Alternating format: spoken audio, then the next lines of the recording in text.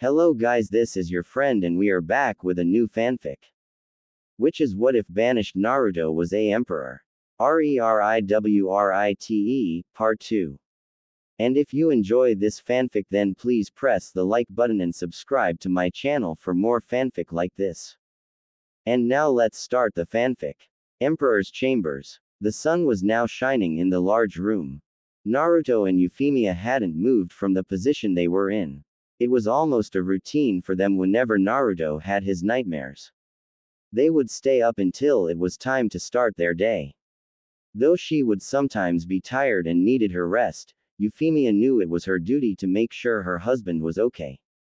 She would even sometimes take over his responsibilities for the day if he felt he needed to be alone. Husband and wife were talking about random things before a knock came at the door. Naruto groaned, knowing who it was without even getting up from Euphemia's lap. No, Walter. Please give us like another 20 minutes, Naruto yelled as the knocks only came louder. Walter, I said no. Euphemia could only giggle at her husband's antics.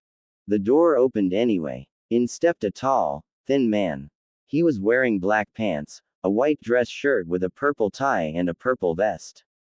He was wearing white gloves today and his hair was in its usual ponytail.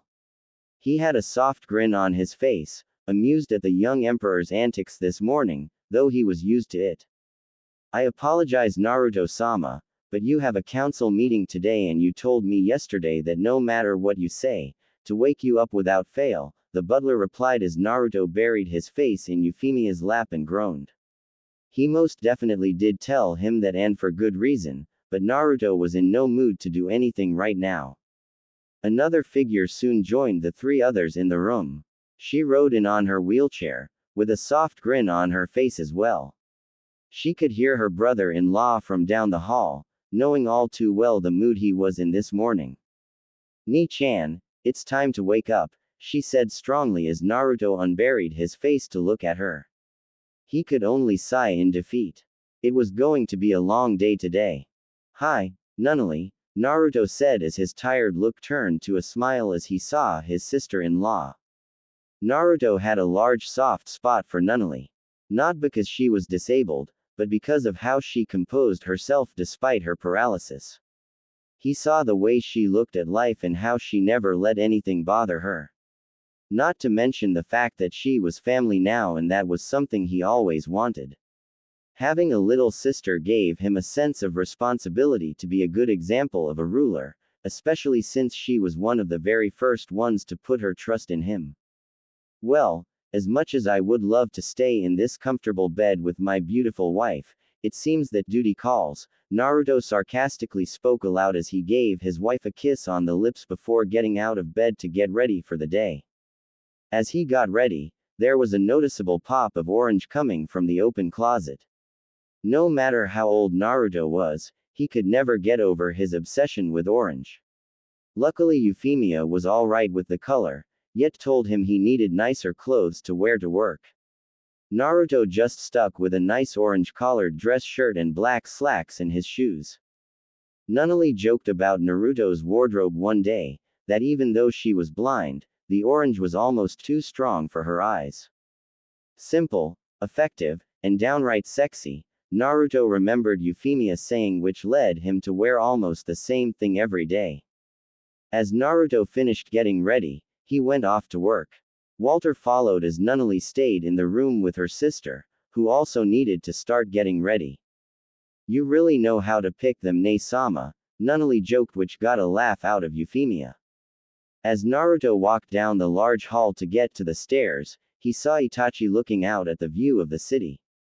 Naruto thanked Walter for the wake-up call.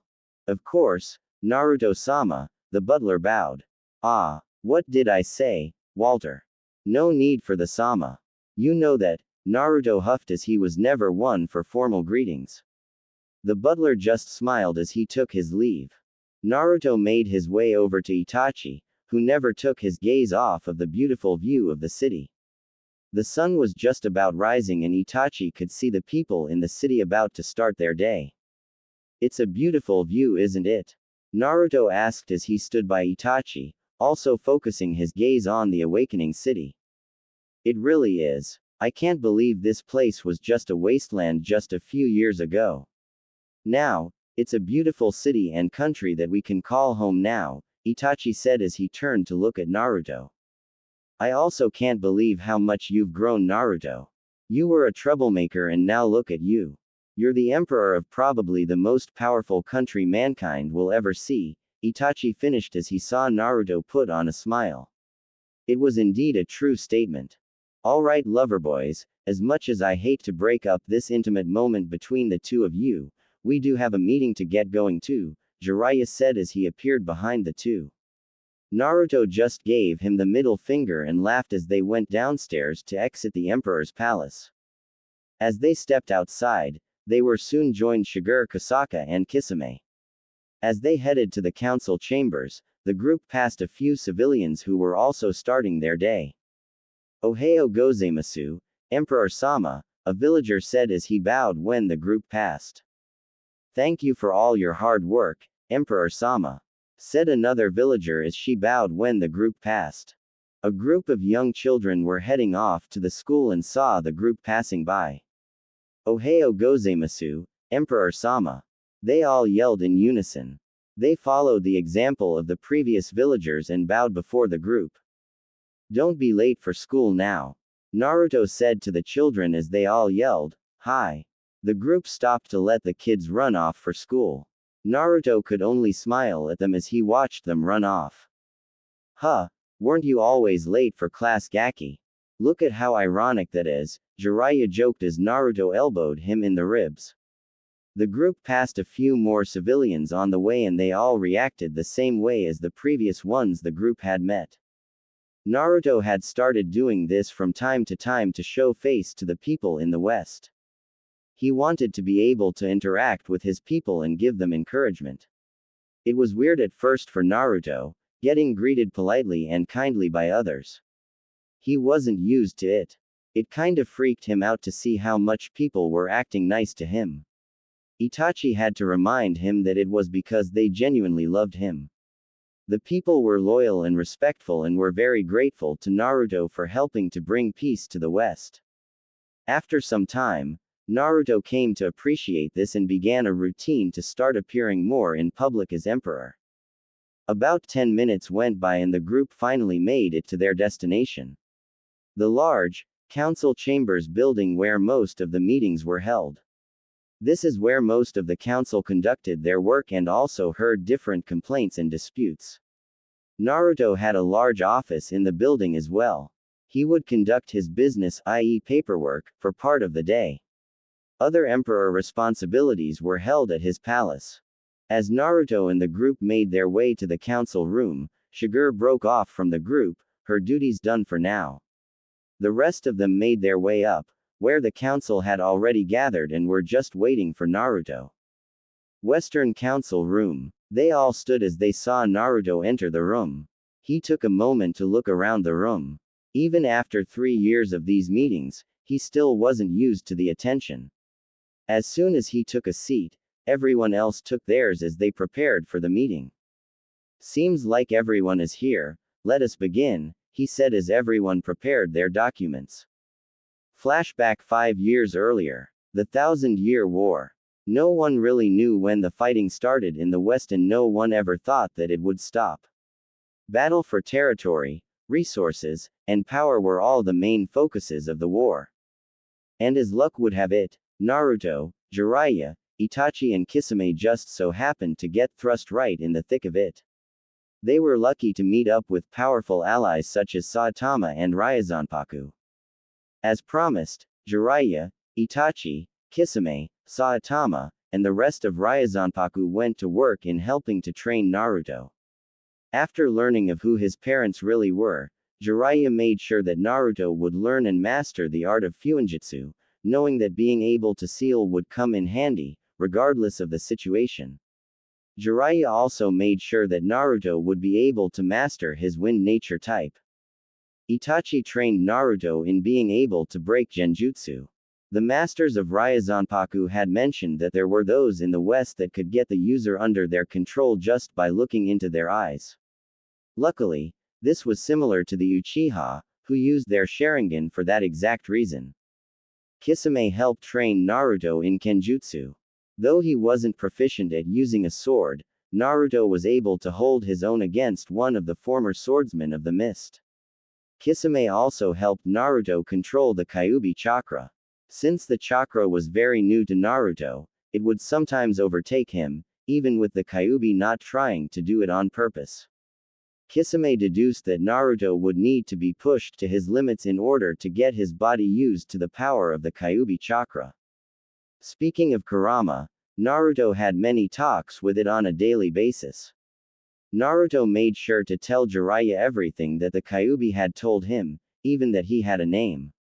Jiraiya cautioned Naruto to be wary of the beast, knowing all too well that the fox still had an agenda, and that using Naruto could be a pawn in the beast's plans. Naruto, of course, was a bit curious at befriending Kurama and finding out more about him. During one of their talks, Kurama had mentioned about lifting the seal off the cage in order to give Naruto the full use of the Kyuubi chakra. Naruto was hesitant. He knew that the beast being set free could mean bad things for not only him, but the others around him. He also still felt uneasy about Kurama killing his parents and all that. He needed to consult Jiraiya about the conversation. No, as your godfather and as your guardian, you are not allowed to remove that seal, Jiraiya huffed as he smashed a Rasengan into an enemy samurai. But Arrow Sennin, he's allowing me to use his chakra, the least I could do is set him free. He hasn't taken over my body ever since he told me about my parents, Naruto said as he slammed 2 Rasengans into a group of enemy combatants. That's not the point, Naruto, Jiraiya started as he dodged attacks from a staff-wielding enemy. Jiraiya easily deflected the staff and punched the enemy across the field they were fighting on. He can't be trusted. He could be just buying his time. You even said you don't trust him fully, Gaki. What if he does take over your body, then what? None of us here would be able to stop the beast from rampaging, and also none of us know the Shiki Fuin anyways, he finished as he started to weave signs. Kuchio's no jutsu. Gamabunta appeared as he slammed onto a squad of advancing enemy soldiers who were descending on the Ryazanpaku lands. This was the second straight day of fighting. It seemed like these guys kept coming, but with resiliency, the masters of Ryazanpaku and the Eastern Shinobi allied with them kept fending them off. You need to trust me, Arrow Sennin. I promise he won't take over my body, and besides, I need to learn to master his chakra. I can't do that with him sealed. Kisame even said so himself. Naruto yelled from nearby as he summoned his shadow clones. I trust you, Gaki. It's the fox I don't trust. Look, my decision is final. You are not allowed to touch the seal. If I find out you do, I swear I'm going to make Saitama break every bone in your body and then send you to Akisame to put it back together only to let Saitama do it again. Jiraiya yelled from atop Gamabunta's head. Naruto just shivered. Though it sounded like a joke, Jiraiya wasn't kidding, and going to Akisame's orthopedic clinic was not something he wanted to ever do. Naruto huffed as he continued fighting. Eventually, the battle was won. Up to this point, there were no casualties for the side of Ryazanpaku. The training that had taken place over the years was paying dividends. They were able to defend their territory without fail. Naruto, on the other hand, couldn't stop thinking about lifting the seal for Kurama. He needed to do it if he wanted to get closer to his ultimate goal, which was to destroy Konaha. Yet, Jiraiya's words to him did make sense. He didn't know the fox's intentions. He still didn't fully trust Kurama, because the fox killed his parents and all that stuff. However, Naruto also contemplated that the war seemed like it would never end. Sure, they had made some allies in the first year, but it didn't feel like they were making any progress. The Ryazanpaku members were more concerned about defending their territory instead of branching out and trying to overtake others. So of course, curiosity would get the best of young Naruto. Yet, he wasn't ready for what would happen next. After a long day of training, Naruto found himself in his room. It was a quiet evening, with no fighting occurring tonight. It was one of the few peaceful nights that Naruto was lucky enough to get. He was tired, both mentally and physically. It was another day when he could barely control the Kyuubi chakra. The chakra burned through parts of his clothes, leaving large rips and patches in his orange jumpsuit. Naruto was pissed. It was already a year since he started training with Kisame to try and control the large amounts of chakra Kurama was allowing him to use. If only he could just let the fox out. Things would be easier since Kurama could help him control the chakra. He was starting to not care about Jiraiya's threat. He then found himself in his mindscape. Something troubling you, Gaki? Kurama asked as Naruto appeared in front of him. How did you know? Naruto asked as Kurama laughed. I'm connected with you, remember? I can hear everything you think. I can feel everything you feel. You're back here thinking about lifting the seal again, he said. I was. If you can hear everything I think, why haven't you called me here before? Naruto asked. Well, you've thought about it so much and have never come close to actually doing it, so why bother? Just know, it'll take you an eternity to control my chakra properly without my help. Kurama explained, which made Naruto very frustrated. He knew what the fox was saying was true. Naruto just sat in front of the jail cell in silence. He stared at the seal. Staring at the seal was only making Naruto angrier. After some thinking and going over it in his head, Naruto stood up. Kurama watched him intently, watching the blonde's every move. Naruto jumped up, preparing to rip the seal before getting tackled to the ground. Kurama's eyes widened. The feeling he was having felt eerily similar to the past. The fox then noticed two figures standing over Naruto. They were the source of his lengthy jail sentence in Naruto.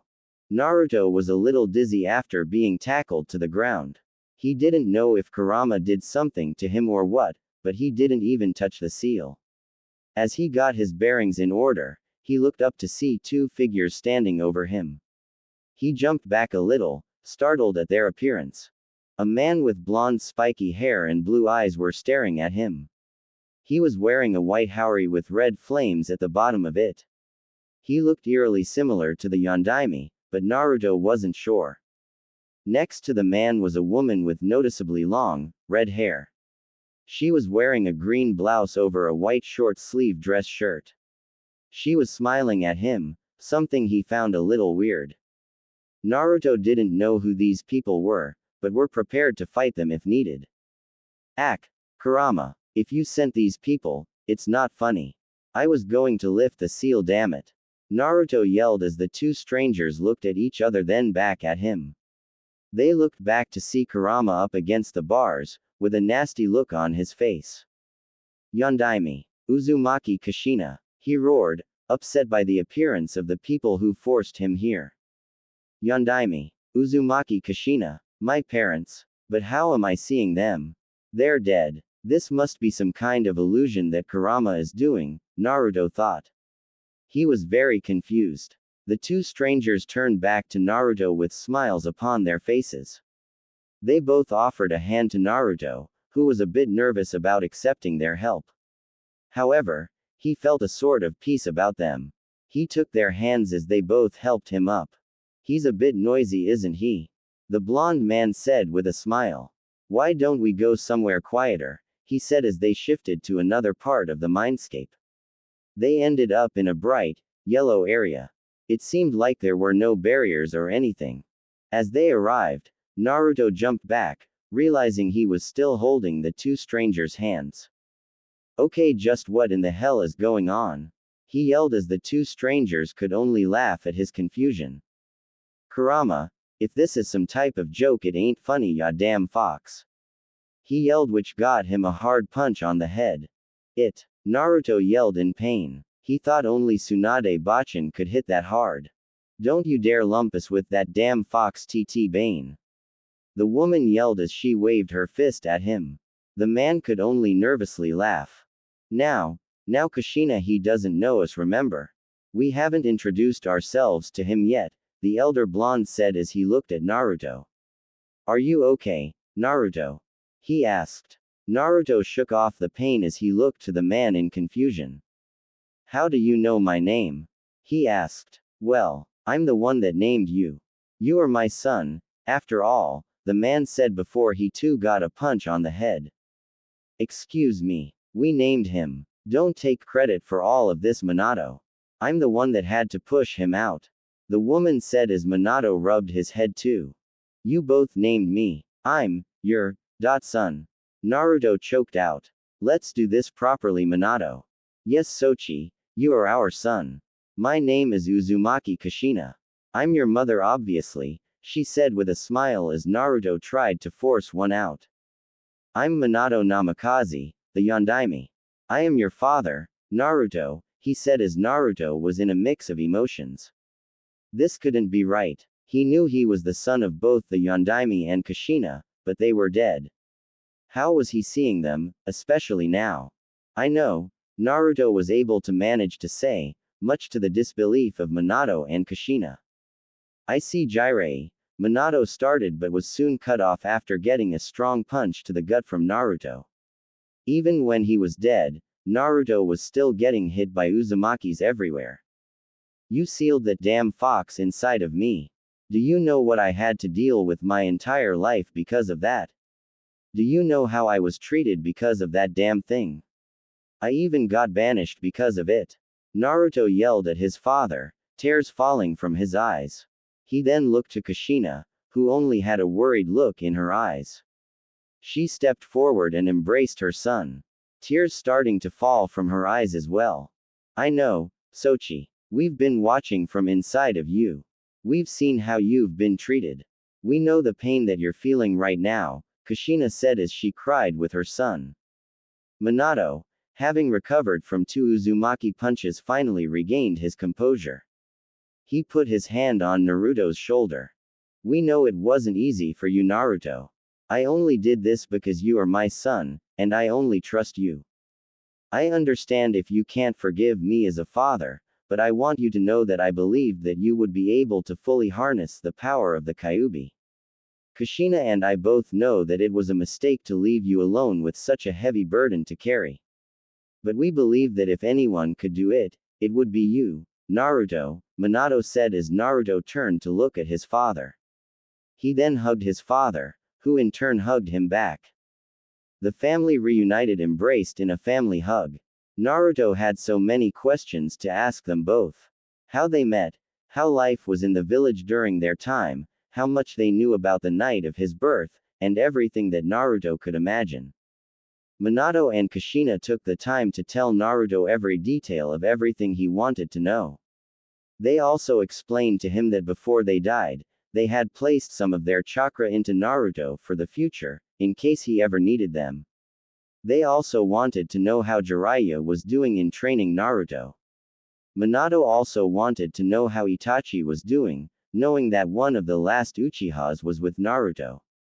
Naruto then told them both about his intentions to release the seal off of Kurama. Minato and Kushina almost had the same reactions as Jiraiya. They both were hesitant about letting Naruto do that, for fear of the repercussions from the fox. Naruto convinced both of them that if they trusted him, they would let him do it. Minato and Kushina still loved Konaha. They had made all of their memories there. Yet, after seeing how their son was treated, they both agreed that it was time to move forward and be parents for a change and support their son. They both gave Naruto a loving look before Minato brought them back before Kurama, who was still in a fit of rage seeing his former Jinchuriki and the man that sealed him into Naruto. So my former jailer and the man who sealed me into the Gaki have come back to see me, huh? Kurama sarcastically said as he was up against the bars of his cell. You know why I put you there, Kyuubi, Minato stated seriously. Oh, I do, and look what the results were because of it. You left your child an orphan and also caused him to get banished, Kurama replied. Why Iota? Kushina was ready to release her chakra chains on the Kyuubi before Naruto stopped them both. Stop it. All of you. Look, I understand the hostility here, but I want both of your cooperation at the moment, he said as the two sides stopped for now. Look, To-chan, Ka-chan, this is something that I need to do. You put your trust in me and I don't want to let you down. There are things in this life that I must do. I know you both loved Konaha when you were alive, but the Konaha you know is gone. The will of fire in that village is no more. They spit on both of your legacies by treating me like shit. I'm going to make them pay for what they've done, Naruto said. Kushina was made just thinking about how Naruto was treated. Her hair started to glow and rise up as she waved her fist. You do it, Sochi. You take it to all of them. She yelled. No matter what path you take in this life, Naruto, we will always support you, was Minato's answer. Naruto then looked at Kurama. The fox looked back at the young blonde and just nodded. He knew supporting Naruto was the right thing to do, even though he felt some type of way about Minato and Kushina. Come Naruto, let's do this. Our chakra is running out. We don't have much time left. Minato said as the family made their way up to the seal. As a family, they removed the seal together, freeing Kurama from his cell after all these years. The fox grinned, then announced his freedom as he roared. He was finally free. He could hear Kushina yelling something as he looked down at the former kunoichi. You better take care of him or else I'll come back from the afterlife myself and sick my chakra chains on you. Kushina threatened. Kurama just huffed at the threat. Naruto, come forward. We need to connect our chakras together, Kurama instructed as Naruto stepped forward as Kurama held out a fist to Naruto. Naruto held out a fist in return and bumped it with Kurama's. He could feel the surge of the Kyuubi chakra running through him now. He could feel it, but it wasn't hurting him. He wasn't being consumed by it. It was giving him power, a power that he didn't think was possible. When they were done, he ran to his parents, excited as could be. This elicited a smile out of Kushina and Minato. After a few moments, they noticed that they were starting to fade. Their time as a family was coming to an end. Will I ever see you guys again? Naruto asked, tears starting to fall from his eyes again. Of course you will, Sochi. We will all be a family again one day. Remember, no matter what path in life you take, we will always be supporting you. We will always be with you, Sochi. Also, remember to not be picky, eat your vegetables so you can grow strong, make sure you bathe every day, get your sleep, don't listen to Jiraiya's perverted speeches, find a good group of friends, find a girl like your mother, be true to yourself and most importantly, just know that we love with all of our hearts. Sorry, Minato, it seems I've used up all your time again, Kushina said as they were starting to fade away faster. It's okay, Kushina. Naruto, just remember everything your mother said and you will accomplish all of your goals in life. I love you, son. Minato finished as Naruto could only watch as his parents disappear. They had smiles on their faces as they waved goodbye to Naruto and finally vanished. Naruto awoke. He was still in his room as he got up. It was morning now. The sun was high up in the sky already and shining brightly. It was a beautiful day. Was that all a dream? Or did those things actually happen? He thought as he lifted his shirt to check the seal.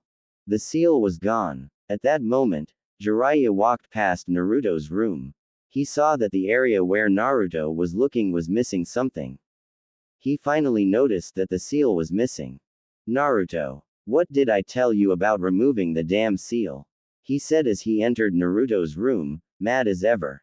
I met them, Ero Sennin, Naruto said as he looked up at Jiraiya. Jiraiya stopped in his tracks. Met who, Naruto? Jiraiya asked. My parents, Naruto replied, as he began to tell the story to Jiraiya. High in the sky, Minato and Kushina could be seen smiling as they were looking down at their son. It was his time now. It was his time to end the war. Euphemia was still getting ready in her bedroom as Nunnally waited patiently for her sister to finish. They had some things on their agenda, but overall, it wasn't going to be a very busy day. As she combed her hair, Euphemia looked at the pictures that surrounded the room. Some of them were of her and her family, some of them were of Naruto. There were also large pictures of her and Naruto on their wedding day, looking as happy as could be. She couldn't believe that it was 3 years ago that they got married. It felt like yesterday to her that they said their I do's to each other. There were so many great memories since that day, that Euphemia could hardly remember them all. What are you thinking about, Nei-chan? Nunnally asked. For someone that was blind, Nunnally was very perceptive to the feelings in the room. Euphemia was always interested in how Nunnally knew exactly what she was thinking or looking at without even seeing her. Just some things, Euphemia replied, checking to see if her sister knew what she was thinking about. You're thinking about your wedding day, aren't you? Nunnally replied back, a large smile coming upon her face. You know me so well, don't you? Yes, I was thinking about my wedding day, Euphemia said as she went to sit on the bed to be closer to her sister. I still can't believe you married Naruto of all people. I still remember when Lelouch hated him. Like, literally couldn't stand him. Nunnally said bluntly as Euphemia let out a laugh as she had to agree with that statement. I still can't believe he became emperor too, Nunnally added. Well, you were one of the first people to speak up about nominating him for emperor, Euphemia slyly said.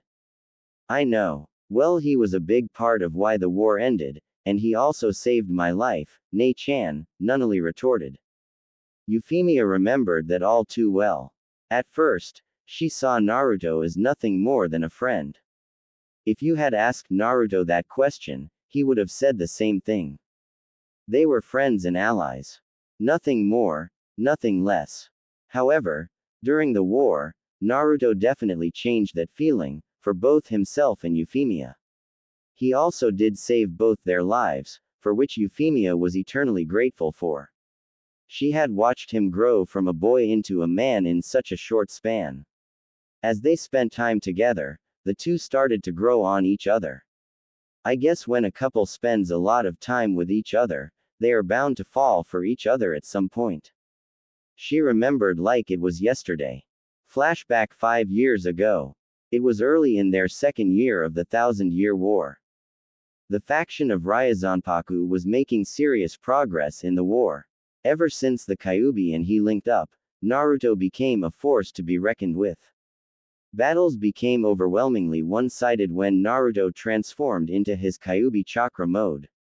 Entire fields were leveled because of the sheer power that was demonstrated from Naruto. He could turn the tide of any battle he was a part of. No matter if they were outnumbered 5-1, the side that had Naruto would win. The side of Ryazanpaku was able to gain quick alliances with other factions that were fighting. Most notably the Straw Hat Pirates, the Hunters, the Soul Reapers, Night Raid, the Alchemists, the Survey Corps, the Helsing Organization, UA High School and the Saiyans. They also made allies with other individuals and smaller groups like Himura Kenshin, Yusuke Urameshi, Inuyasha, and a few others. They quickly started to overtake territories that were held by hostile warlords and other powerful enemies. There was a council put in place to make sure that each ally was doing its part in the effort to end the war.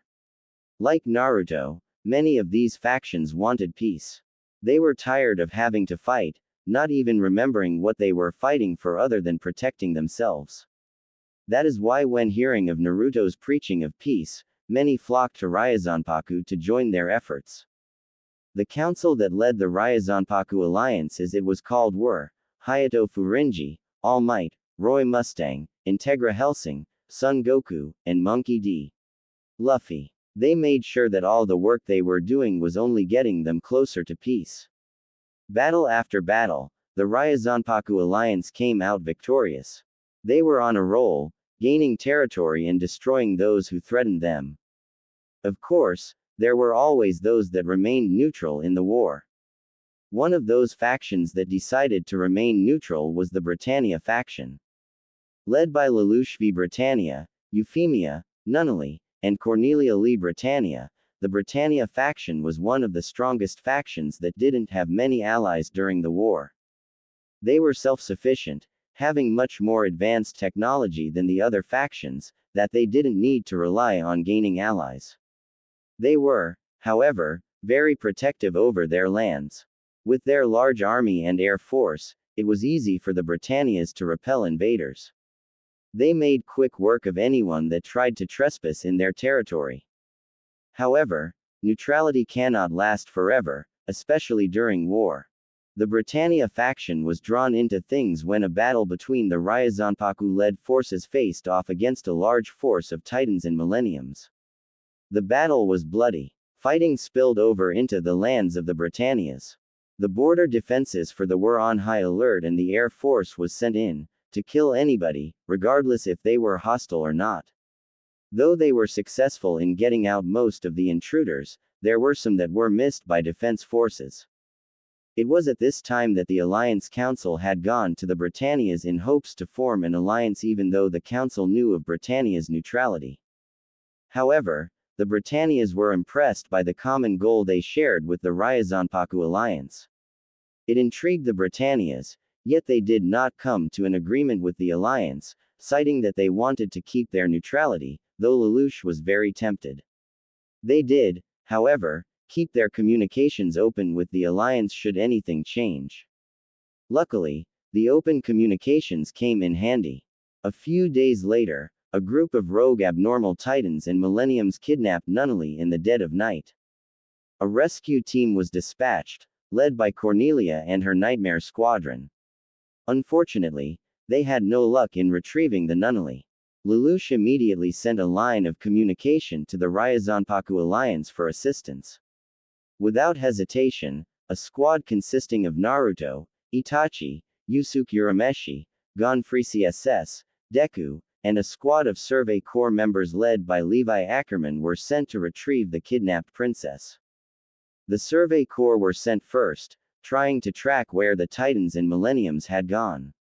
They had found them near the edge of the Britannia territory in a large forest. They sent a message to the rest of the group that they had located the Britannia princess. Itachi, who was the squad leader for this mission, sent Gonfrisi SS in first to lead the squad. His heightened sense of smell, vision, and hearing would allow the group to go in undetected. Once the coast was clear and the camp was detected, the group closed in. The plan was simple: get the princess out alive and in one piece. Kill anyone who resists. The group moved quietly in the trees. Everybody was in position. On Itachi's signal, they attacked. Yusuke fired the first shot. Spirit gun. Yusuke fired his signature weapon from his hand as his shot immediately dropped 5 Millennium members. Mass hysteria overtook the camp. The abnormal Titans, who were in human form, started to turn into their larger Titan form. Luckily, the Survey Corps swooped in to eliminate the few that were there. The rest of the Millennium were wiped out with ease. Itachi put the Millennium members into his Tsukuyomi while Deku and Gon provided the necessary firepower with their Delaware Smash and Jajenkin respectively. Naruto was tasked with getting the princess out safely. When he got there, Nunnally was being moved by a Millennium officer in his jeep. Naruto raced after them. He was finally able to catch up, but the Millennium officer stopped and dragged the princess out of the jeep. He held a gun to her head as Naruto stopped in his tracks. Ah, ah, ah. One step closer and she goes boom, the Millennium officer said as he raised the gun to Nunnally's head as he smirked at Naruto. Naruto, on the other hand, looked very unconcerned about the predicament. He had a plan for this. He knew the princess was scared. She was cut up and bruised, with tears falling from her eyes. Hey now, let's just calm down and think about this for a second, he said as he put his hands in full view for the officer to see. He used this as a distraction as a clone sneaked up behind the officer. No one has to get hurt here, Naruto said as the officer turned the gun towards Naruto. You're right, only you, the officer said before he found himself staring at a large ball of energy coming out of his chest. Naruto's clone had powered up a Rasengan. The officer dropped right there, releasing Nunnally. Naruto caught her, as she was too weak to move. He carried her away to the rendezvous point, where he waited for the rest of the squad to arrive. They arrived with no casualties and returned to the Alliance headquarters. As Naruto carried Nunnally into the medical facility, Lelouch, Euphemia, Cornelia, and the Alliance Council were waiting for them. Nunnally's siblings rushed to her side as Naruto put her onto a gurney. They thanked him for rescuing her and followed Tony Chopper into the emergency room. She was going to make a full recovery. Naruto shared his report to the council, who shared it with the Britannias. It was safe to say that an alliance was formed immediately after that. The two sides also came up with the idea of having a liaison in order to improve their communications. One person from each group would live with the other for a period of time until the two sides felt that their communications had improved. Both Naruto and Nunnally were chosen. Naruto was chosen because the Britannia family wanted to know the person that was responsible for saving one of their own. For Naruto, he was a bit uneasy of going. He always thought of royalty as rich, snobby people who only care about themselves. Naruto didn't want to associate with people like that because they acted like some other people he knew from Konaha. However, when Naruto got to Britannia Palace, he was definitely shocked by what he saw. He was greeted by Lelouch, Cornelia, Euphemia, and Suzaku Kururugi. For the most part, they welcomed Naruto with open arms. Naruto was a bit surprised by their actions. After a few months of living with them, he noticed that they lived a relatively modest lifestyle with little to no snobbiness, none of that stuff. In fact, they were the total opposite.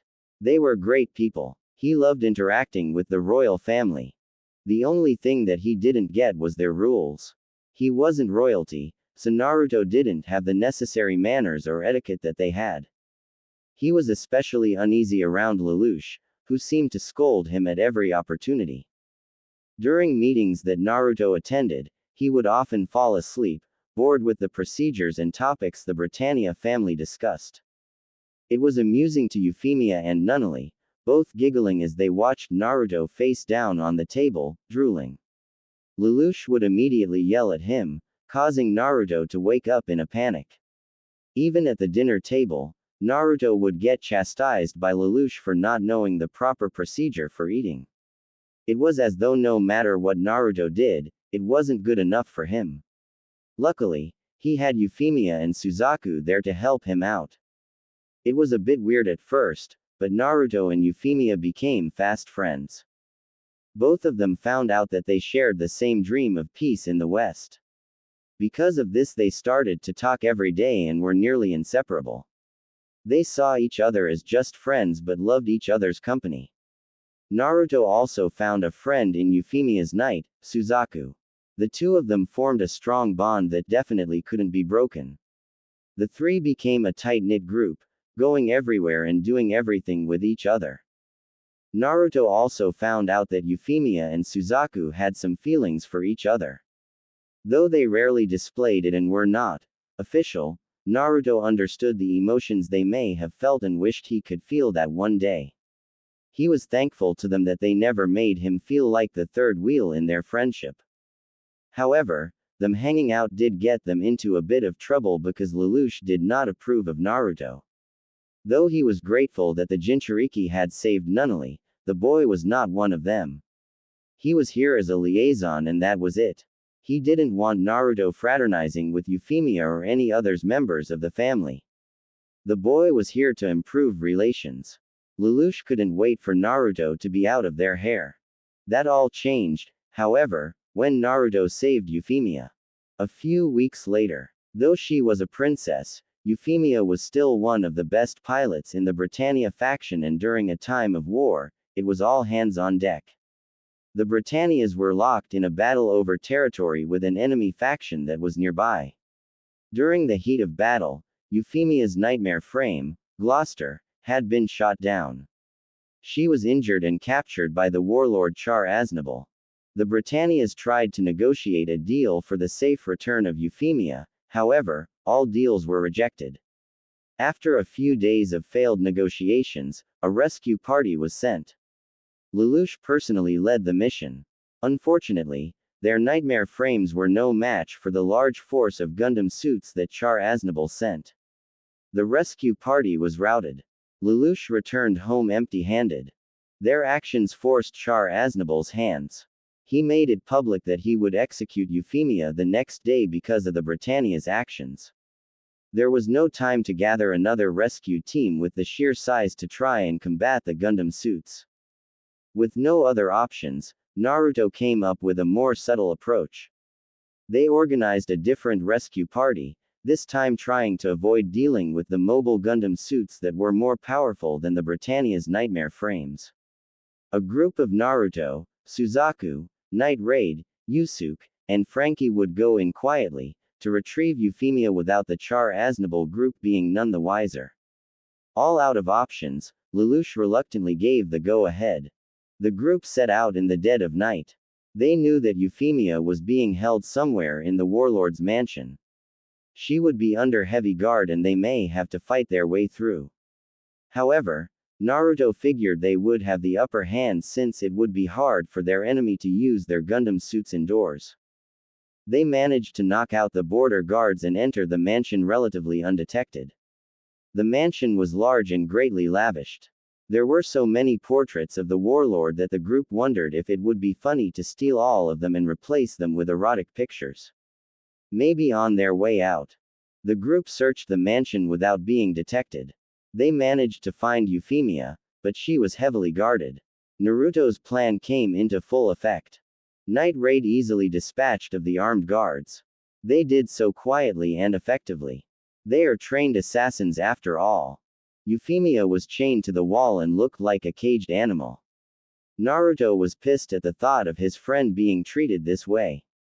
She awoke to them breaking the chains. She had an impulse to scream, but Naruto made sure to keep her quiet and let her know that they were getting her out of there. Their mission a success, the group then made their way out of the mansion with the princess in tow.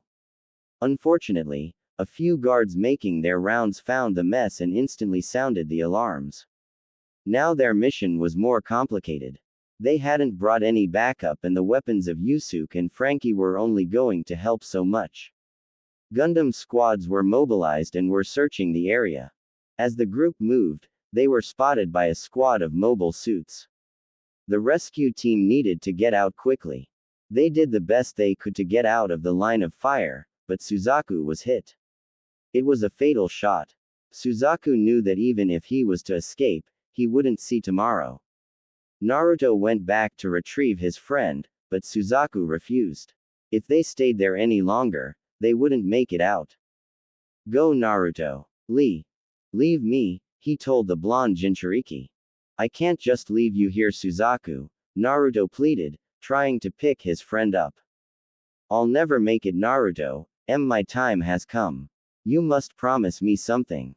Protect her. Protect her dream. Protect her dream of peace. It is up to you now, Suzaku managed as he coughed up blood. His time was coming soon. Naruto could only look at his friend as he was dying in his arms. Suzaku gave Naruto one last look.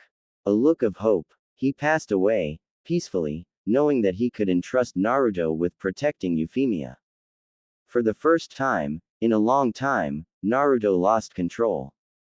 You can take over, Kurama, he said as the fox smirked from within him. You can imagine what happened next.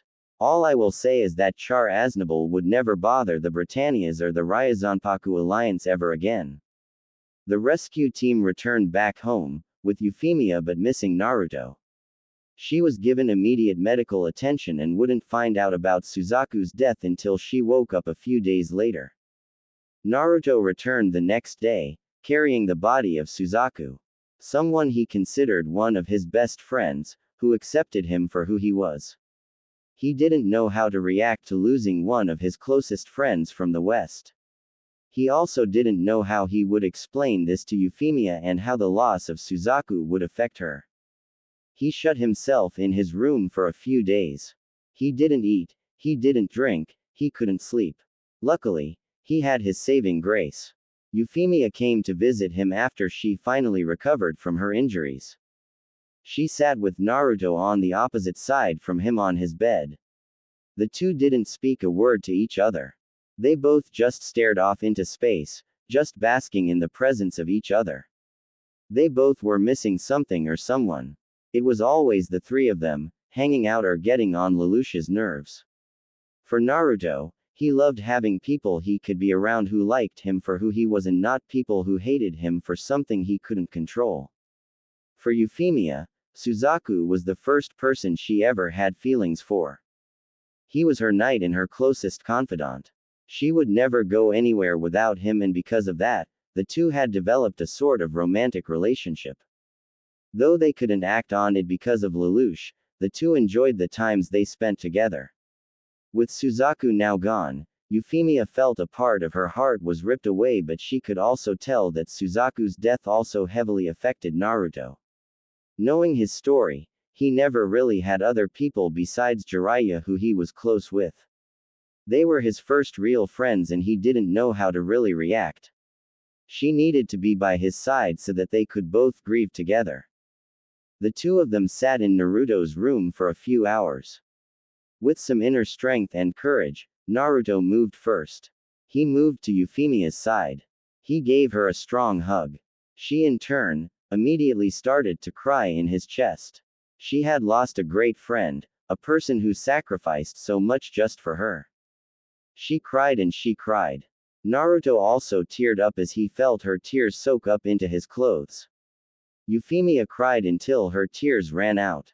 Naruto was about to let her go, but she pulled herself back into him. She didn't want him to let go. She didn't want him to leave her, too. PP please, NN Naruto. Don't let me go, she whispered. Naruto just held her tighter. I will never ever let you go, Yuffie. I'm never going to let you go until the day I die. I will go to the ends of the earth to protect you and your dream, Naruto told her. A funeral was held for Suzaku a week later when there was a break in the fighting. Many came to attend his funeral, especially from the Ryazanpaku alliance. They felt like they lost one of their own and took steps to ensure that they wouldn't lose another one again. Naruto watched the funeral proceedings from afar. He partly blamed himself for Suzaku's death as he was the one who came up with the plan in rescuing Euphemia. He couldn't help but feel responsible for hurting her too by failing to protect someone she had feelings for.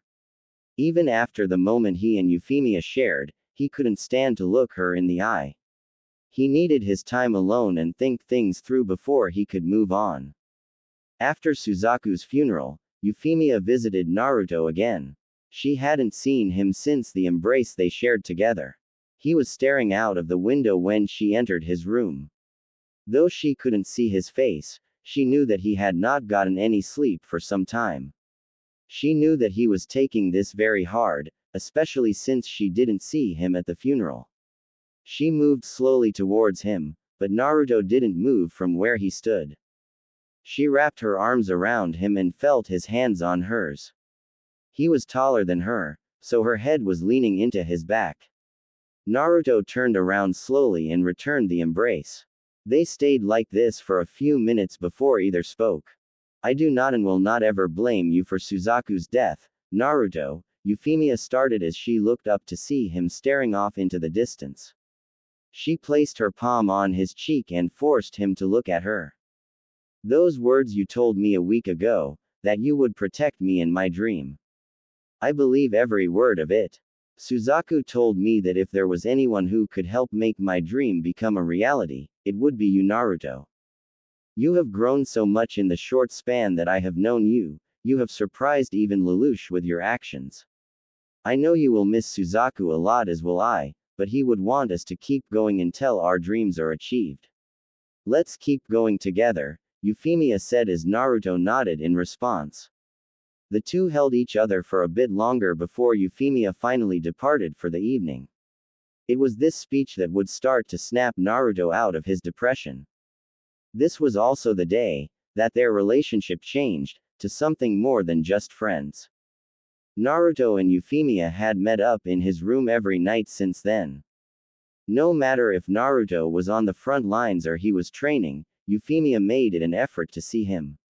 Some nights they would talk and catch up. Naruto would tell her about the battles they had fought and so on and so on. Other nights they wouldn't say a single word to each other. They would just enjoy the company of the other. Over a few months, the two started to develop feelings for the other, and it started to become evident to the two that these feelings were only going to get stronger. Naruto didn't know how to feel about this, especially knowing that Euphemia and Suzaku had once had feelings for each other. He felt like he was betraying his brother, even though Suzaku was no longer alive. He didn't know how to go about this until one night, he had a very vivid dream. He was in a large garden flowing with life. On one of the benches in the garden, Suzaku sat, relaxing and taking in the amazing scenery. He noticed Naruto and called for him to sit next to him. Naruto cautiously approached Suzaku, who chuckled at the blonde's hesitance. "I'm not going yell at you like Lelouch, Naruto." Suzaku laughed as Naruto chuckled a little and took a seat to his best friend. After a few minutes of silence and looking around, Naruto broke. "I'm sorry, Suzaku. I'm sorry I couldn't save you. I'm sorry I've been seeing Euphemia. Arg, it feels like I'm betraying you by having these feelings for her," Naruto said as Suzaku started to laugh really hard. Naruto was on edge because he didn't know what was going to happen. "Why are you apologizing, Naruto? You do realize that I am no longer alive, right? Euphemia can have feelings for whoever she wants, and so can you. Besides, I think it's time for both of you to move on," Suzaku said. "But you're someone who I consider like a brother. I shouldn't be having these feelings for someone you also had feelings for," Naruto responded. "Do not worry, Naruto. I have been watching you too. Watching the way you two interact with each other. I see the look in Euphemia's eyes when she looks at you. I can see her whole demeanor change when she is with you. She feels safe and secure. You two were meant for each other. Do not let me get in the way of both of your happiness," Suzaku said with a smile on his face. Naruto was still wary, and Suzaku could tell. "Though we only knew each other for a short time in this life, we will be brothers for eternity in the afterlife. My last words to you were to protect Euphemia and make sure her dreams come true. You just started to do that and are already 10x better than me. I think now, you should make her dreams come true with you standing by her side till death do you two apart. You are her everything, Naruto, and I can see that she is starting to become your everything as well. Whatever decisions you two make, I will still love you both from the afterlife.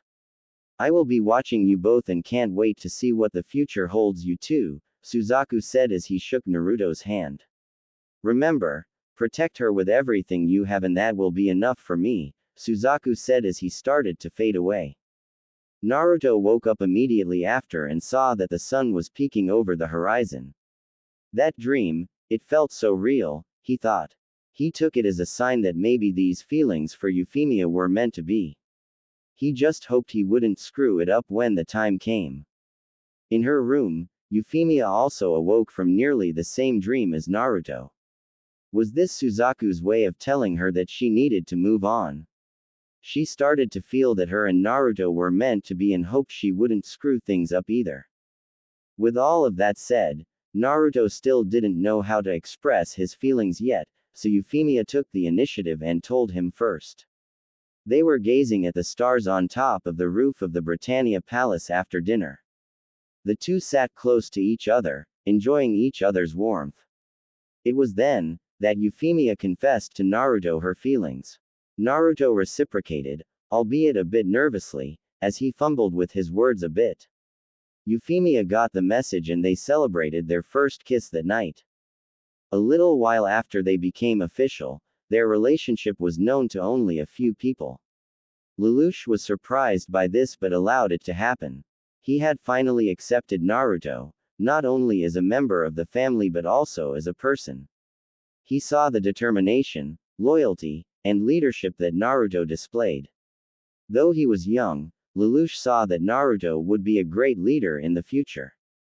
Over a year later, even after finding love, Naruto still understood that there was a war to be won. The Ryazanpaku Alliance was officially joined by the Britannia Alliance and its allies. With their combined strengths, it was only a matter of time before they could finally end the war. The final battle came known as the Battle for the West. It was held in what is now known as the capital, the central city in the west.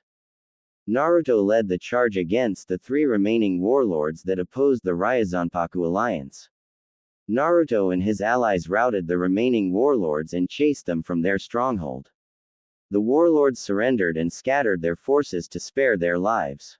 The war was over. Now there could be peace. The day after they won, Naruto proposed to Euphemia in front of all of their friends and family.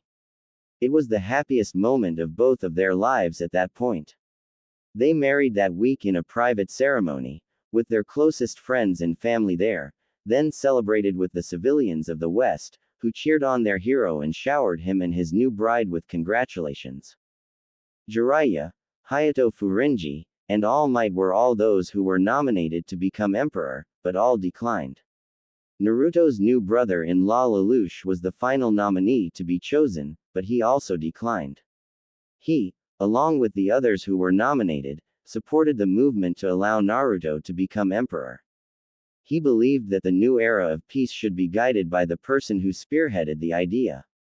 Naruto was eventually chosen as emperor of the United Western Empire. That, of course, made Euphemia the empress. She hated the title, but she knew that she could deal with it since now peace was achieved. She was just happy that the man she loved had finally achieved his dream, and would make sure that nothing would crush it. She watched Naruto become the one who made all of her dreams come true. Everyone always doubted him, yet he proved them all wrong. He was a hero to everyone, including herself. Present time, Euphemia couldn't believe how lucky she was when thinking back about her early memories of Naruto. Despite his youthfulness, Naruto had turned out to be a great leader. Even though he didn't always show it, Naruto was wise beyond his age. He was given much power but acted fairly. He surrounded himself with people he knew he could trust and were not corrupt. She supported him in everything he did. She couldn't wait for the day that the cause for her husband's sufferings would be eliminated. Nei-chan, you can't reminisce all day. We have work to do, Nunnally said, snapping Euphemia out of her thoughts. You are right, Nunnally. Let's get going, Euphemia responded as she put on her outfit for today and headed out to start her day. He must be discussing it now, she thought. The Konaha shinobi had not progressed very far. They were a large group, so sticking out was going to be a problem. They had to go undercover since they couldn't risk getting captured by enemy shinobi. It was going to take them at least a week to get to the west, as long as they didn't get caught along the way. Luckily, the West had granted them access to the merchant shops that were along the route the Konaha shinobi were going. Stopping so that they could eat and rest for a while was a godsend for them. They stopped at one of the larger merchant shops along their route. They had shown their official documents and also the letter from the emperor and were given rooms to stay in for a few hours. The group was very wary of Danzo, Sasuke, and Sai. They didn't like the fact that the old war hawk, his goon, and a traitor were among their group. They couldn't fuck this up or else they would most certainly lose the war. While the group was sitting down for lunch, they heard about the unification festival that was to happen as they got there. The group listened as a few messengers talked about being able to take a break from their work and enjoy some time with their families at the festival. They heard one of the messengers ask about the appearance of the emperor during the festivities, to which the other two answered in the affirmative. They mentioned that the emperor always made an appearance. This piqued the interest of Danzo and Sasuke. Both had fought the emperor previously and lost. Danzo, not being able to use his Sharingan to influence the emperor previously, wanted another shot. Not to mention that Danzo and Sasuke's pride was a bit hurt after getting their asses kicked by the emperor. They wanted revenge. Something that they would probably never get. After a few hours, the entire Konoha group got moving again. They needed to gain an ally as soon as possible. However, they all had a feeling that something was going to go very wrong. Seems like everyone is here, so let us begin, Naruto said, kicking off today's meeting. As he scanned the room, most of the council was present. There were a few scheduled absences today, All Might was proctoring an exam at UA High School. Tony Chopper was away at the medical center and Son Goku was on leave for an indefinite period of time in what was referred to as Saiyan business. Who's going to go first? Naruto asked. A young woman with orange hair, who sat closest to Naruto, stood up first. Her hair was relatively long, hanging down almost the entire length of her back. She had a slim, hourglass figure. Her large, round, brown eyes gazed at Naruto first, before she looked down at her documents to give her report. All equipment items have been purchased for the Unification Festival. I took your advice, Naruto, and didn't hold back on the spending this year. We were in the black last quarter, so there was money left over to spend on the necessities. I managed to get some pretty good deals for the decorations this year, so there are a lot more of those going up on the buildings. Also, a few more food vendors were added. The merchants also did very well this past quarter. We will likely see a profit of 100 million Ryo just from the merchants alone, which puts us ahead of schedule in terms of the future plans. We are also expecting record attendance this year for the festival, so profits should be up from the billion Ryo we made last year. I'm estimating around 2 to 3 billion Ryo. Those are the more pressing issues that we discussed last time. I know you hate reading reports, but I have the rest of them on your desk for Lelouch to read. The woman finished as she smirked at the last part of her report. She put her documents back into her binder and sat back down. TCH, smart. Well, I'm glad there will be more vendors this year. We don't want a repeat of last year when your husband and Goku nearly cleaned us out before the week was over, Nami, Naruto retorted. Nami's official title was Director of Finance. She was selected because of her expertise with money. Mu Furinji was chosen by her to be her assistant. Though she enjoyed being in control of the money, Nami hated the official title. She told Naruto that she would only accept the position if she could be called the finance mistress. Naruto obliged, and Nami took the job soon thereafter. Naruto couldn't believe that she took the job just because of a name change. Next to Nami sat her bubbly husband, Naruto's good friend and general of the seas, Monkey D. Luffy. Like his wife, Luffy didn't want his title to be Directory of the Navy or General of the Navy. He wanted something a bit cooler. He didn't want to sound like he was leading Marines. He came up with General of the Seas, to which Naruto accepted. What was wrong with these Strafutsan names? Luffy's position made him the general of the entire navy of the Western Empire. It took some getting used to for Luffy at first since he was used to managing a smaller crew of pirates. However, he quickly found that he liked being in command of everything, even though he would usually pass those decisions off to Dutch or Rock, his second-in-commands. Next to them usually sits Tony Chopper, but he rarely attends the council meetings due to his obligations at the medical center. Chopper is the medical director of the Western Empire. Chopper's second-in-commands are Ma Kensai and Akisame Ketsuji. Next to Chopper sits Naruto's 5 generals. Zaraki Kenpachi, Kisame, Roy Mustang, Integra Helsing, and Naruto's brother-in-law Lelouch. They are responsible for the West's large army that they have built up over the past few years and also the border patrol. They are all battle-tested and know what it takes to win a war. However, before they can take any action, they must go through Naruto or Euphemia first. In addition to the generals, each of them has their own second-in-command in case they are absent for whatever reason.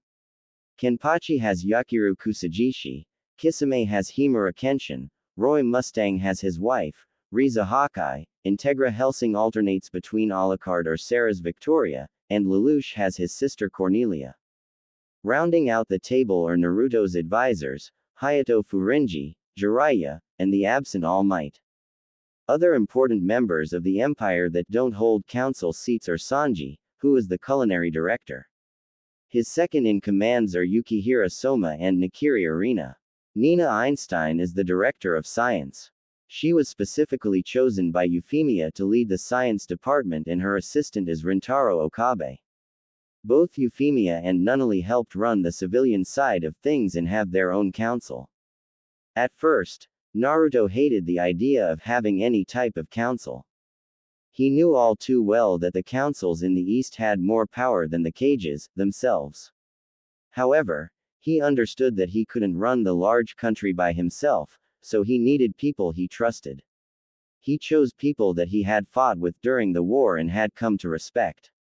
These people were extremely loyal to not only Naruto but also to the people of the West. They were considered heroes during the war and were trusted to keep the peace that they had all helped bring to the West. Who's next? Roy Mustang was next to stand up.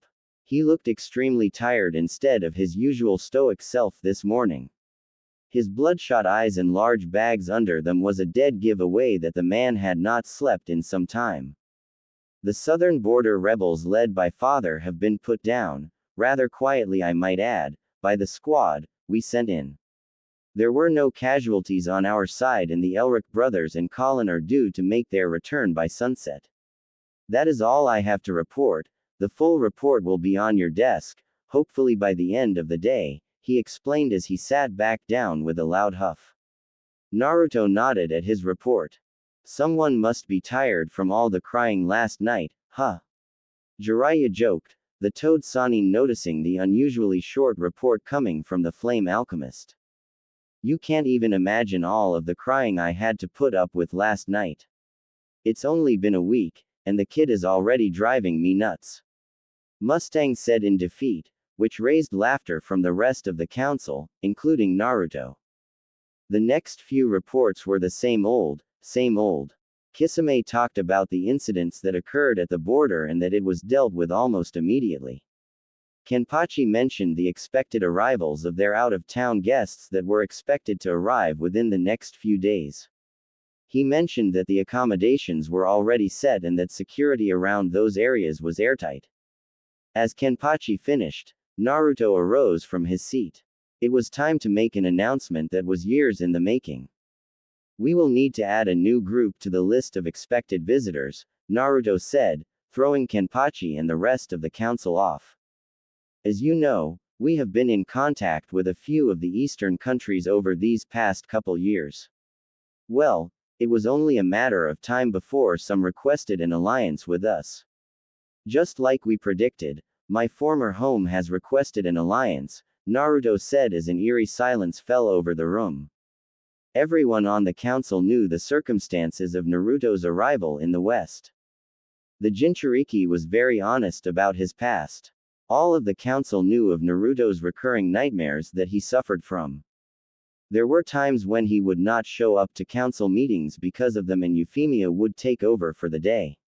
They all knew the pain and hatred he felt towards his old home. Since year one of his reign, Naruto implemented a working plan to complete his mission, which was to destroy Konaha and all of the corruption in it. The planning for that mission was accelerated when Naruto had met some of his former friends in the East as he made some diplomatic trips.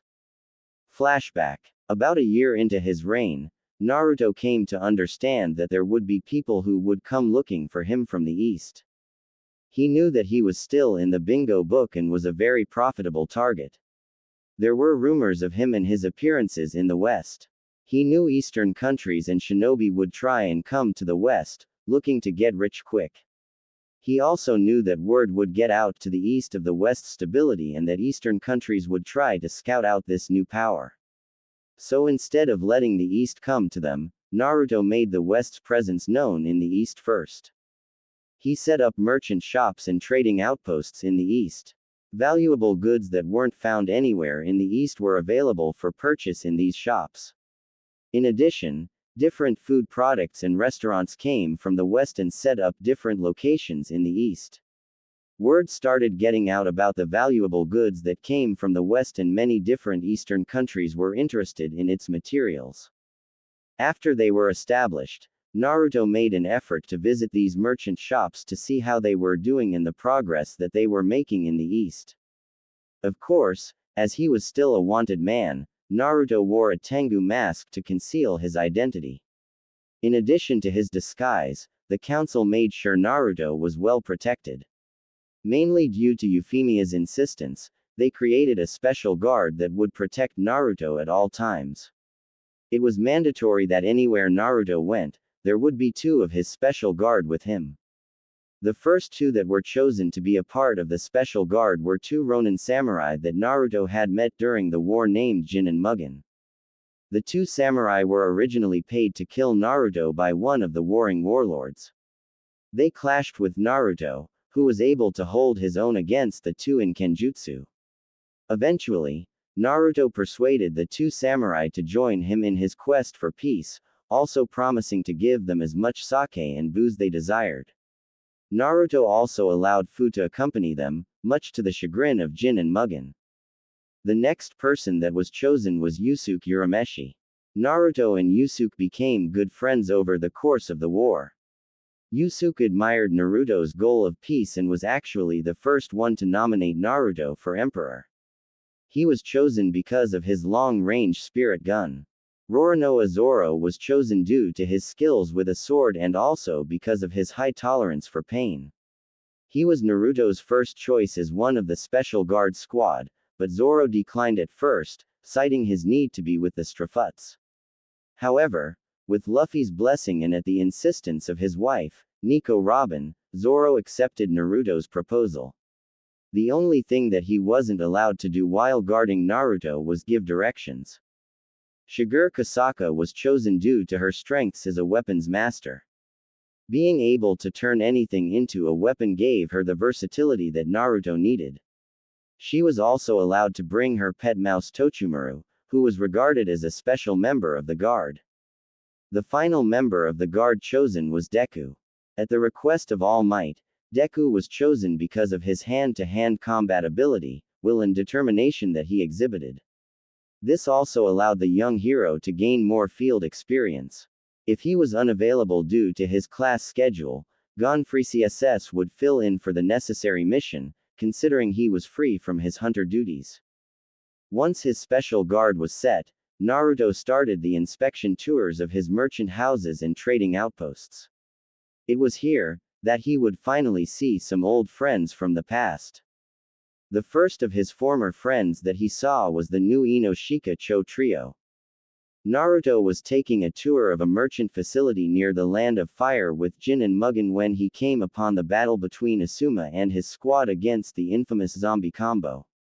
Things looked bleak for the Konaha shinobi as Hidan was about to start his Jashin curse ritual on Asuma. However, Naruto stepped in and immediately killed the zombie combo. His use of Fuinjutsu allowed Naruto to make the two Akatsuki members mortals, and easily killed both with a Rasen Shuriken. The Akatsuki was also a major threat to the West that needed to be eliminated, and Naruto saw his opportunity to kill two of the most powerful Akatsuki members. He had been making sure to keep tabs on them, tracking their every movement through Jiraiya's spy network.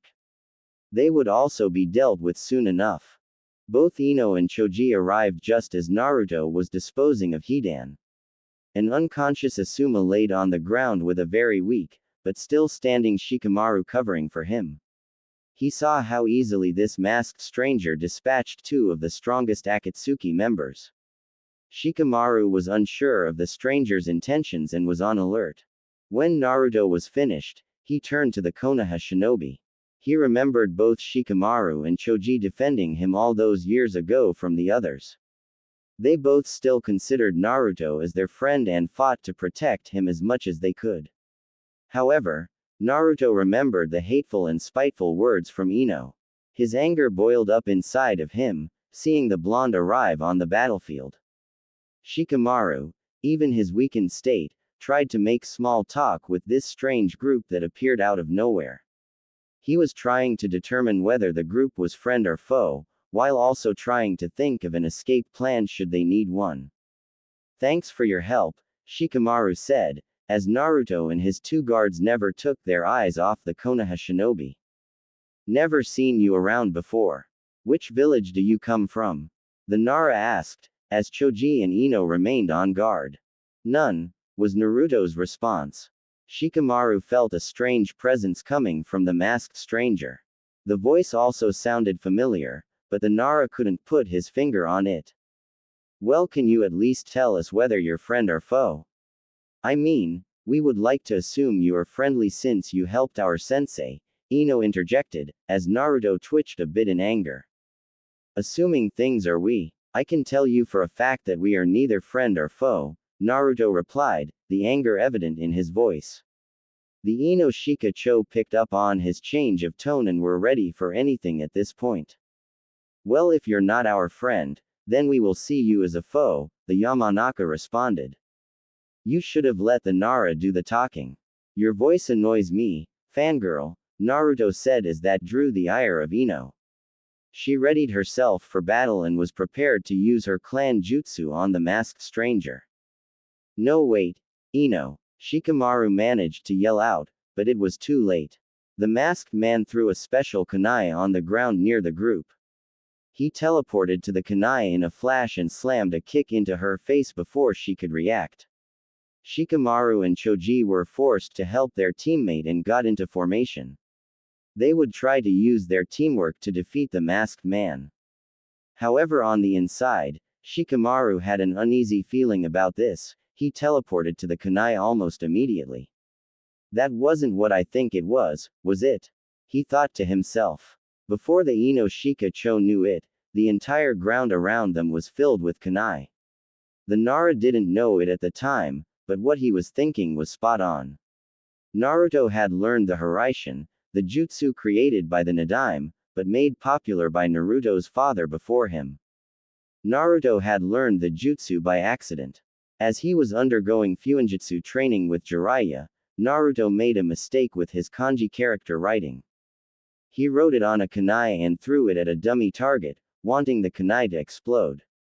Instead, Naruto teleported to the kunai and landed face first into the target. Jiraiya couldn't believe what he had seen. Naruto had just used his father's technique, by mistake. Jiraiya and Naruto trained to see how far he could go using the jutsu. After a while, Naruto improved his Hiraishin distance. He was able to travel about a few countries' distance away, and also was able to take about 20 people with him, though he would wear out extremely quickly. Back to their fight, the new Ino Shikacho never stood a chance. Naruto jumped around and teleported to each kunai with ease. He knocked out Ino and slammed a little Rasengan into her body. She was bleeding profusely on the ground while Shikamaru and Choji tried to deal with Naruto. Naruto appeared behind Choji and knocked him out with a chop to the neck, which left Shikamaru by himself again.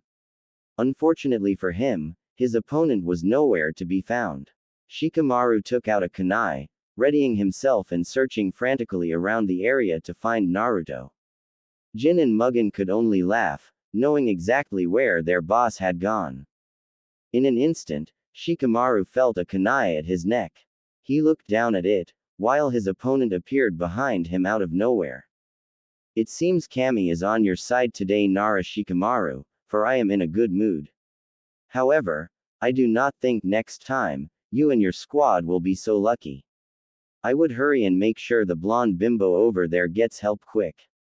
You don't want your teammate bleeding out, do you now?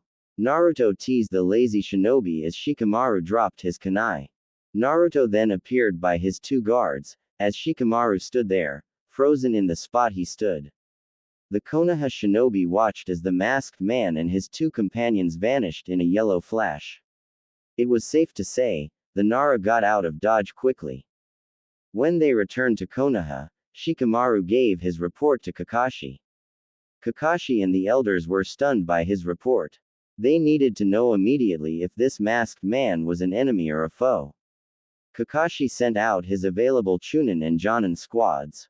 Their orders were to bring in the masked man for questioning should they find him. If needed, deadly force was allowed. When Naruto returned home, he knew the predicament he put himself in. Konaha shinobi would be searching for him at all times. Euphemia was a bit worried for her husband, putting himself out there like that. For Naruto, however, he couldn't wait for the next group of Konaha shinobi he would meet. In the meantime, he made sure to ease the nerves of his wife. Team Guy was the next unlucky group to meet Naruto. A few weeks after his encounter with the Ino Shikacho, Naruto was finishing up his last stop in this current inspection tour. He brought along Shiger and Deku for this tour. Team Guy minus Guy himself had been inspecting a few of the West's merchant shops themselves, seeing the items they produced and tried to maybe gauge their power levels. They observed a masked man down the road, who was accompanied by a young woman with raven hair and a shorter young man in a jumpsuit who sported green hair. The group decided to quietly follow them, hoping that they'd maybe get an idea of their strength and where they were headed to next. As Team Guy followed, Naruto knew they had company. He kept walking, looking to lead Team Guy into a trap. He brought them into an isolated location, far away from the main path where it wouldn't be easy to see and hear them. Naruto then stopped, which caused Team Guy to do the same. Naruto sent Shiger and Deku ahead while he waited. Eventually, the two disappeared into the distance. Naruto took a deep breath before turning around. "You can come out now, Konaha Shinobi," he said as Team Guy appeared out of the trees. "Enemy Shinobi, you are hereby ordered to come with us for questioning," Neji said, as Naruto looked unfazed at his former friends. "I have done nothing wrong," was Naruto's reply, forcing the Konoha shinobi to ready themselves. "You harmed Konoha shinobi in battle. That is enough for us to bring you in," Neji answered back. "I was merely defending myself," Naruto replied. "If you do not come peacefully, we will be required to use deadly force," Lee said as Naruto took a fighting stance. "Well then, let's see how deadly you can get," he smirked under his Tengu mask. That's all it took for Team Guy to move in. Neji and Lee came up with a frontal attack, while Tenten stayed behind for support using her weapons mastery. Tenten released a powerful array of weapons at Naruto out of her scrolls. Unfortunately, Naruto was much too fast for that. He shunshined out of the way easily. Neji and Lee combined tried to land a hit on him, however, Naruto deflected each shot with ease. He figured he needed to separate them, and jumped back to create some distance. He then let out a strong whistle. Out of nowhere came Deku. His punch just barely missed an unsuspecting Neji. Tenten was about to change targets to Deku when Shiger popped out and swung her staff at Tenten. The Konoha weapons specialist dodged while trying to pop a scroll to get her own weapon out. She wouldn't get that chance. Shiger gave her no time and was on her every second. She hit Tenten with a combination attack, landing a blow to the abdomen and then the back of the neck, knocking the weapon's kunoichi out. Lee was having his hands full with Naruto. The masked man was able to keep pace with Lee's taijutsu. Naruto was able to land shot after shot on Lee, finding holes in the taijutsu specialist's defenses. As Lee was focused with protecting his upper body, Naruto started to go lower. He started to pepper Lee's leg, the same leg that Tsunade healed years ago. Eventually, Lee's leg gave out and snapped after taking a kick. He fell to one knee, barely being able to hold himself up and defend himself. He received a swift kick to his head that he barely managed to block in return. Unfortunately, the kick knocked Lee back so far that it dragged his entire leg across the ground, causing more damage. He grabbed his leg, yelling out in serious pain, and was now out of the fight. Naruto then turned his attention to Neji, who seemed to get all he could handle with Deku. It was now time to give the Hyuga and whooping. Naruto jumped in front of an attack that would have landed on Deku and easily caught it. He forced the Hyuga back, causing Neji to get a little off balance. The two stared down each other. "It seems like fate doesn't treat you well today, Hyuga," Naruto taunted Neji. "I do not believe I am resigned to any fate. I learned that from a good friend a long time ago," Neji responded. "Oh, a good friend. Do you Konoha shinobi abandon those you deem good friends?" Naruto asked, the vile seeping in his voice. "We do not abandon our comrades, especially in their time of need," was Neji's response. "Not according to Uzumaki Naruto." At this, Neji froze. Uzumaki Naruto. This masked man knew Naruto. How do you know Uzumaki Naruto? What have you done with him? Neji asked, rage building inside of him. I haven't done anything with him. He's just a good friend, is all, Naruto said as he air quoted the good friend part. Please tell us where he is, we need to know that he is alright, said Lee, who was crawling near Neji. Oh, I'm not sure I can do that. Plus, I don't think he wants to associate with people like you any longer. You know, he told me about the two of you. The bushy brows and the Hyuga. How much of his time he invested in you two. The great lengths he went for the two of you. Yet when he needed you the most, you repaid him with silence. I can't believe he wasted his precious time on the two of you, Naruto spoke, anger and rage reaching a boiling point in him. Neji and Lee could only look down in disgust at themselves for their actions. They knew they didn't back up Naruto during his time of need, but were working to rectify those mistakes. This man knew Naruto and he possibly knew where Naruto was. This was their shot at redemption. You will tell us where he is or so help me Kami I will beat it out of you, Neji said as he got back into his 64 palm stance. Well, start praying then, Hyuga, was Naruto's reply as his figure poofed into a log. Neji used his Byakugan to try and find him, but he wasn't in the surrounding area. What happened next was almost pure deja vu for Neji. Out came the masked man from the ground underneath him, landing a chakra-empowered uppercut straight to Neji's jaw knocking the Hyuga out cold. Lee was the only conscious one left.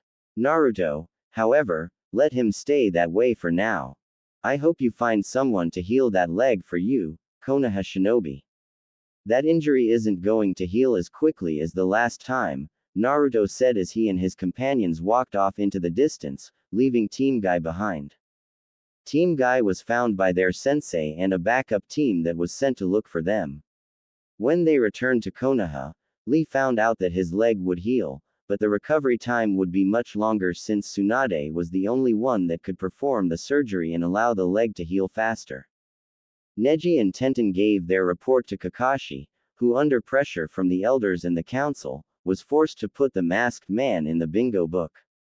Naruto was the first person in history to have himself put in the bingo book twice at the same time.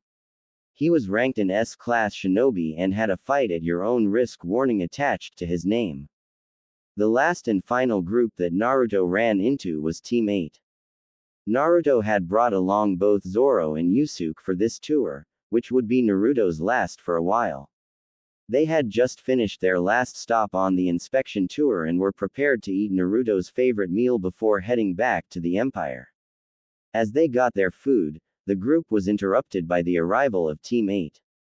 Naruto was getting extremely annoyed with these run-ins with his former classmates. He would have to leave a strong message with this one. Kurenai and her team confronted the masked man, who looked prepared to eat a meal. She was not one to usually interrupt someone while they were eating, but she had her orders. I hate to be rude and interrupt, but we will need you to come with us. You are wanted for questioning by our Hokage for harming Konoha Shinobi in the Land of Fire, she explained as Naruto just broke his chopsticks and was prepared to eat. The young emperor sighed, the food is going to get cold. I better end this quick, he thought. He got up from his seat, turning his attention to Team 8. He saw Kurenai, Kiba, Shino, and Hinata prepared to strike. You know, I hate being ordered around by people who have no business bothering me. Also, for the millionth time, I did not harm your shinobi out of randomness, I merely was defending myself, he said. That's no excuse. Now come with us buddy, or face the consequences, Kiba spoke, him and Akamaru ready to strike at any moment. Naruto let out a loud groan. He then started to weave hand signs at blazing speeds. When he was done, everyone was waiting for something to happen. A few seconds went by and still nothing. Kiba saw this opportunity to strike. I don't know how you managed to knock out the others, but you aren't as strong as they said you were. My turn now, Kiba said as he and Akamaru launched at Naruto. Gatsuga. Kiba. No, yelled Kurenai. Unfortunately, she was too late. Naruto easily caught both Kiba and Akamaru by the head and slammed them into the ground, leaving them unconscious. You must learn to teach your students patience, or they'll never make it past the age of 20, Naruto said as he stared at Kurenai. Shino started to weave his signs and his swarm of bugs came from under his sweater. Unfortunately, they started to drop like flies, literally. My signs were for your bugs, Aburame. I swear, your team must be the most predictable team that Konaha has sent out to get me, Naruto said as he grinned maniacally under his mask. It's my turn now, he said as he launched a few kunai in the air. He teleported to each kunai, jumping in between them at record speeds as they made their way near Team 8. They didn't even know what hit them. Naruto knocked out Shino with a chop to the neck while he grabbed Kurenai simultaneously by the back of the neck and slammed her to the ground. He left both unconscious as he stood up and observed the Hyuga, who was in her fighting stance, preparing for anything. He studied her. He felt something was different about her. She didn't seem like that shy and nervous girl from before. In all honesty, Naruto didn't really know how he felt about Hinata. He always saw her as a shy person and she would always end up fainting while he was around her. Though she never defended him, Naruto felt very differently about her, leading him to spare her, for now. He turned around and walked back to the ramen, confusing both Hinata and his special guard. They kept a watch on the Hyuga, while Naruto sat back down to eat. He checked the temperature of the bowl, grinning under his mask that the ramen was still hot. He was getting ready for his first bite when Spirit Gun. Yusuke shot at barrage of kunai that was headed for Naruto. Yusuke shot down most of them in the air while Zoro finished off anything else that was left. A squad of 10 Anbu, Danzo and Sasuke made their presence known. Hinata went to check on her teammates while the arriving group moved in. Of course my future wife is the only one standing. I know beauty and power when I see it. You will provide me with strong offspring, Sasuke said to Hinata, who ignored him completely. You have made quite a commotion, my friend. I see you can handle your business quite well, Danzo started as Sasuke observed the masked man sitting at the counter. You know, I can get you off the hook from these other idiots if you join me. Having a powerful person like you under my command would help make Konoha the strongest country the world has ever known, Danzo finished as Naruto didn't even acknowledge the old man.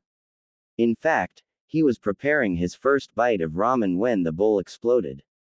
The soup and noodles went everywhere. Naruto was furious that a good bowl of ramen had gone to waste. He got up quickly, looking to see the culprit of this atrocity. He saw the Uchiha grinning. You remind me of this Dobi that loved ramen. Too bad he was weak and got banished. Interesting you say that Uchiha because I swore I heard that this Dobi defeated you in battle. I also heard that he got banished because he beat you up too much, Naruto taunted, causing the Uchiha to flare up in anger. Who told you these lies? I'll kill this person myself if I have the chance. Sasuke yelled in anger. I know for sure they aren't lies, Uchiha. I don't think Uzumaki Naruto is one to lie about these things.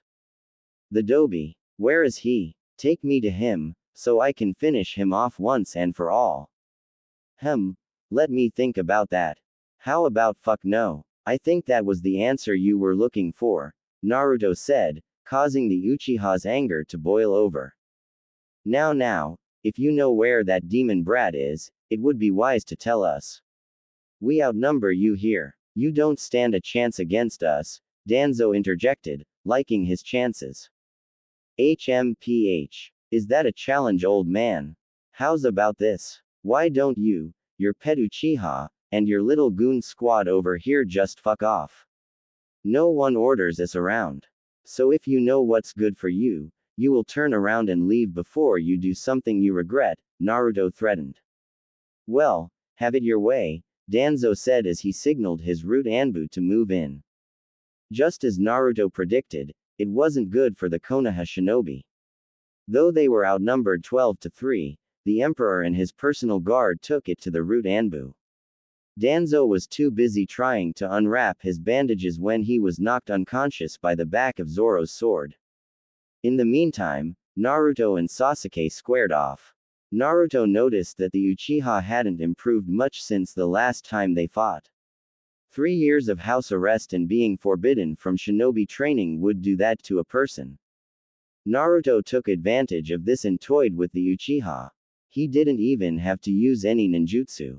Taijutsu was all he needed to knock out the Uchiha. Naruto started off low this time, kicking the Uchiha in the legs and most likely breaking them both. He then went to work on Sasuke's midsection, then his arms until the Uchiha couldn't stand any longer. Sasuke was in major pain. He hadn't felt pain like this before since the last time he faced off against Naruto.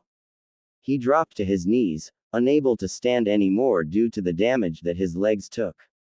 He was nearing the point of unconsciousness when the masked man grabbed him by the hair and forced Sasuke to look at him. He couldn't do anything to stop this since both his arms were broken. "Look here, you little shit. I'm tired of you Konaha shinobi coming after me like this. Tell your Hokage that if he wants his village to remain standing, he will leave me the alone. It would be wise to do so since I'm the emperor of the United Western Empire. If he doesn't comply, I will burn Konaha down to the ground," Naruto said as he knocked the Uchiha unconscious. With no food, Naruto decided that it was time to return home. He would have much planning to do. Before that, he noticed Hinata still standing. She observed him, also hearing what he had told Sasuke before he knocked him out. "I apologize for the inconvenience, Hyuga. I do hope we meet again on better terms," Naruto told her as he put his hand on Zoro and Yusuke's shoulders and then they vanished. When the shinobis from Konoha got back home, Hinata gave her report to Kakashi. When the copy ninja found out that they had been targeting the emperor of the United Western Empire, he immediately took his name out of the bingo book. Kakashi was also perplexed about the news that the emperor knew Naruto and that most likely, his sensei's son was in the west somewhere. Unfortunately for Kakashi, he didn't know for sure that Naruto was in the west. He wanted to go, but he was still holding out hope that Tsunade would give him a full confirmation that Naruto was there. He needed to send word to her and hope that she would answer him back soon. End flashback. The Konoha group will be here by the second day of the festival. I assume they'll arrive by nightfall. We will make the necessary preparations for them, yes? Naruto asked as he directed his attention to Kenpachi, who gave him a head nod. Good. Then it is settled then, Naruto said before a hand rose up from the flame alchemist. Forgive me for the skepticism here, boss, but do you think this is still a good idea to invite them during the festival? He asked. Yes, it is. Everyone looked towards the door as Euphemia stepped in the room, followed by Nunnally and Akame. The rest of the council stood up at attention as the Empress made her way to the side of her husband. It is time they pay for their sins. When they learn who they're dealing with, they will run and hide like cowards, Euphemia finished as Naruto agreed with her sentiments. In a way, this will also allow me to face my demons. When this is all over, we will prepare for the next stage of the plan. Am I understood? Yes, boss, was the reply he got from his entire council.